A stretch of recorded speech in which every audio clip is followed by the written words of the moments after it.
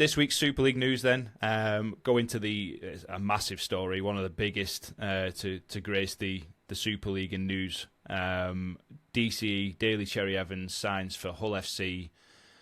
Give me your initial thoughts, Paul Cook. A fabulous signing. I spoke about this during the week, or since it was announced.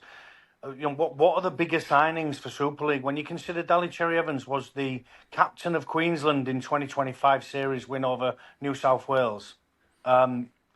He's played so many games at top level. He's missed so few games at top level. I can't believe if this stat's right. You might be able to tell me, Dan. He's missed less games through injury than he has backing up after Origin. Yeah.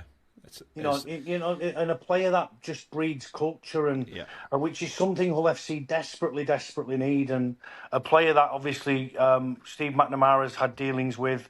Trent Robinson would have given him a rap with regards to Steve McNamara and coming over to Hull in the Super League and how big a club it can be from what it is right now. A massive signing, akin to the Joey Johns coming over for me in 2005.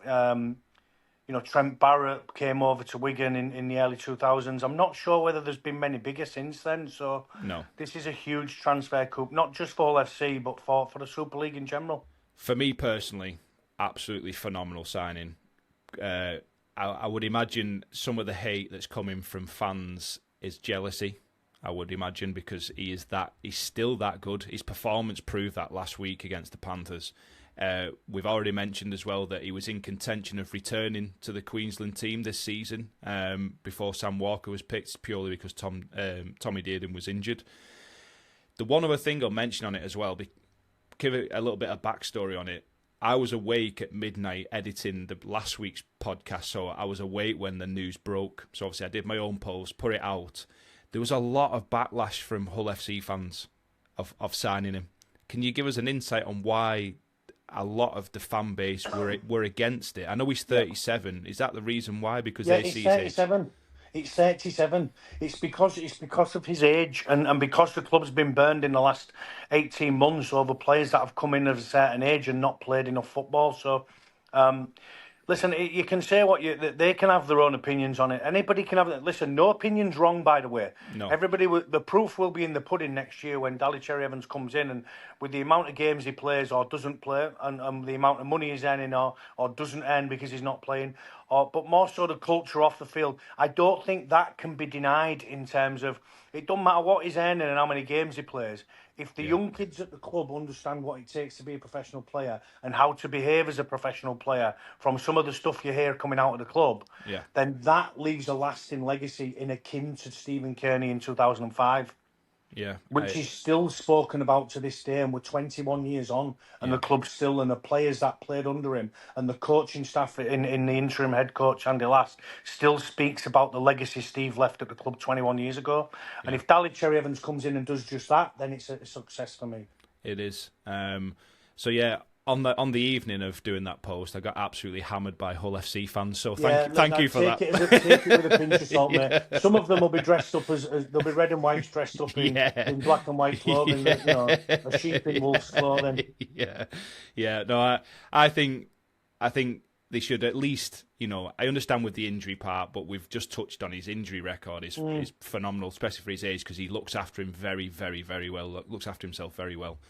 And as a halfback, Dan, you can stay out the way a little bit. With all due respect, you're not a middleman that needs to be in and amongst it all. No. You can defend at two-man or even on the wing in a couple of sets in yardage if he feels he needs to. I don't suppose he will, but there's ways and means. You don't have to be on the ball all the time. You can direct the operation from afar a little bit, pick your moments, and I think he'll be a wonderful signing for the club, both on and off the field. Before we move on, then, last question on him. Who partners him in the halves for Hull FC? Well, that's the interesting question, because Jake Arthur's got better, but they're talking about it being Will Price moving from fullback to partner him in the halves. So, it's going to be an interesting one, because you can't have too many. You can't have too many halves in your club that are all on decent money. Because it'll be marquee money. Price is on a decent amount of money, and Jake Arthur, as an overseas player, will be on a decent amount of money, and one of them's got to give. Because they have already signed David Armstrong for fullback, is it? Is it I Armstrong? don't know. I'm not sure. I'm sure they've already signed. They signed Bailey Hodgson. Bailey Hodgson it is. Sorry, Bailey Hodgson for fullback. Yeah. Jesus Christ! Don't frighten Derek Beaumont anymore. Jeez. Hey, well, it wouldn't surprise me. He's probably been linked with Wakefield. They're linked with everyone at the moment. Yeah. So they have signed. My apologies. They have signed a fullback. They've signed Bailey Hodgson. So if they put him at fullback, Will Price at 7, DCE at 6, there's no space for him. Then is there? Does he move on? That's my point. Three into two doesn't go, does it? No. So and ultimately they've got a couple of young kids coming through. One of the Kemp twins coming through the system at Hull. Yeah. That is going to be taken under the wing of DCE, particularly. That you don't need a third high end in halfback when you've got a young kid that can step in. So one of them will have to give at some point. And I'm not sure whether it'll be in 2027 or whether that Jake Arthur will see his contract out and then leave the club, or Will Price will see his, or Daly Cherry Evans moves on and them two take over. So there's lots of different permutations at the club. But what a signing for Hull FC! Exciting times for Hull FC. Next piece of news that unfolded recently: Matt Lodge has signed for Leeds Rhinos, but only until the end of the season. So he's here for the final few games of the regular season, then into the playoffs. And him and his management have openly said they are looking at returning to the NRL at the end of the season. Isn't it? Sam Ayoub. Yeah. Yeah. I find it a strange one, Dan. I find it strange. Other than, I find it strange until I think Brad Arthur's making the decision, and I trust him with my life. Yeah. So he's not got many decisions wrong, Brad, at the club in terms of any decision wrong at the club from the day he took over and keeping the club in for the 6 weeks that they should have been off after losing, not making playoffs and the grand final, to sending Harry Newman out on loan to Hull FC this year as a kick up the backside for his performances. So I don't think he's got a great deal wrong. So whatever he sees fit with Matt Lodge will be the reason. And I wouldn't like to speculate on what it is, because from afar it doesn't look right, but it probably is for the club. Yeah, it must be. But it's a good signing nonetheless. Even if he only plays 4 or five games, he'll be very important for them, especially if he's coming off the bench. He'll have a massive impact. Next story that broke, I think it was yesterday. This one broke. Isaac Liu signed for Hull FC from the Lee Leopards. You've just been speaking about me giving him a heart attack. I think he would have had a heart attack when he found out this news.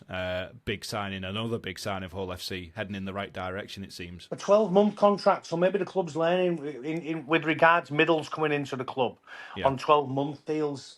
Whether there's an option of another 12 months on club or player side remains to be seen. The same with Daly Cherry Evans, as somebody in his mid to late 30s.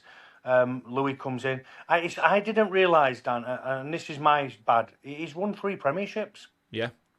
So what a player! I mean, he's a decorated player. It's not often. I don't understand. I read it yesterday. What a stat that is to win 3 premierships down in NRL. Yeah. I'm playing decent rugby. I thought he was phenomenal last week at Leeds in Leeds win. Yeah.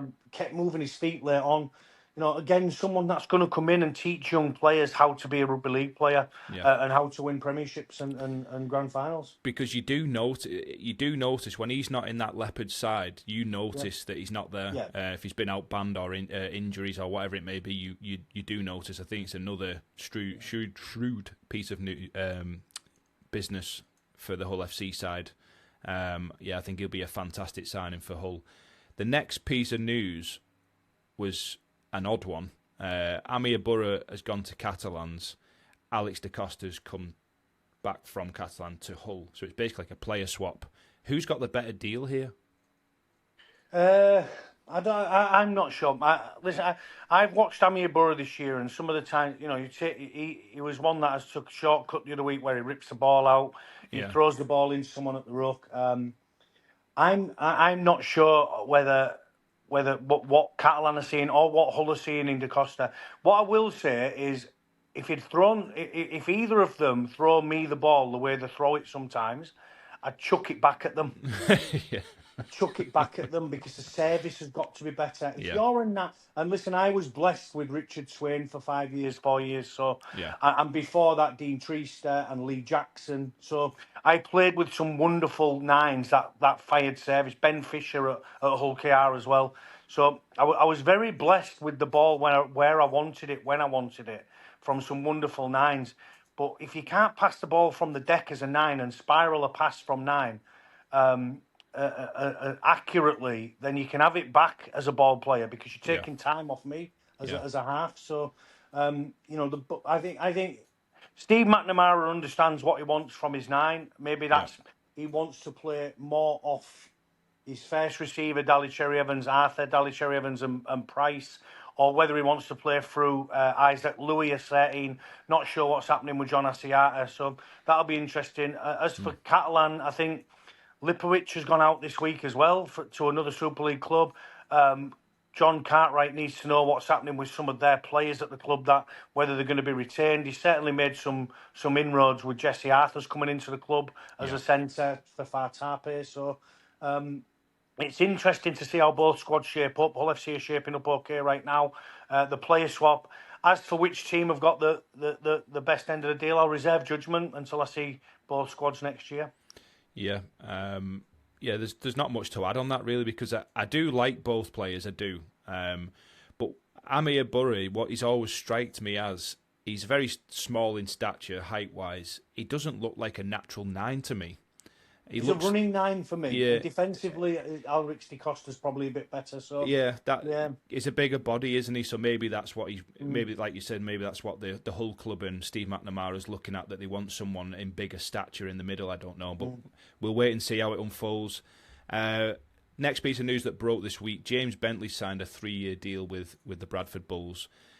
Personally, for me, I think it's a massive signing for the Bradford Bulls. Obviously, coincides with John Bateman, so they've got a very experienced back row now in Bentley and Bateman.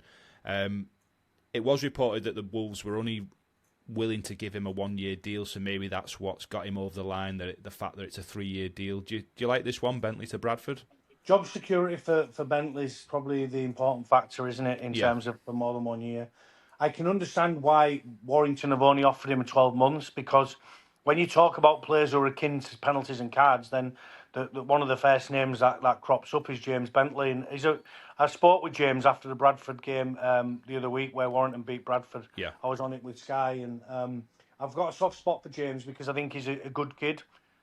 His life's more balanced and better. I think he's off the alcohol as well, which is big for any player to be able to give up alcohol. Mitchell Pearce has done it. Mickey McAlorum, James Bentley's another one now. So kudos to him, tip my hat to him. I hope it works out well for him. He's a good kid. He's a good player. He's got something about him. He's got that brain snap in him, which he's got to work on. But I think it's a good signing for Bradford. Yeah, agreed. The last bit of news, we'll just touch on it. Chris Matagi, the young gun that's come through at St Helens, is joining the Cronulla Sharks. Massive move for him. I bet he's excited about that one, isn't he? Yeah, I would think so. I don't think it'll be the last young player you see go on a development contract to the NRL, or even the last young player that goes on an NRL contract to the NRL. But we certainly want to keep our best players or our young players coming through the system, and that may help with the NRL deal that does eventually come to fruition, hopefully for the Super League. But what remains to be seen. Will he go over there, Chris, and do a couple of years and maybe come back to England? Who knows? He wouldn't be the first player to do something like that. Yeah. Will Price has been over there for a couple of years and come back, and a number of other players. So we shall see. We shall. That wraps it up for this week's Super League news. Remember to like and subscribe, drop your comments in the section. Let's get into the final round, which is the Super League analysis of round 23. If you enjoyed this segment, the full 90-minute podcast with all 5 segments is linked below, where we discuss the latest Super League and NRL news and results, plus the bonus segment of Question Cookie each week. Don't forget to subscribe, click the bell icon to be notified of all future content uploaded by NRL Insight UK. Thank you for your continued support, and see you on the next one.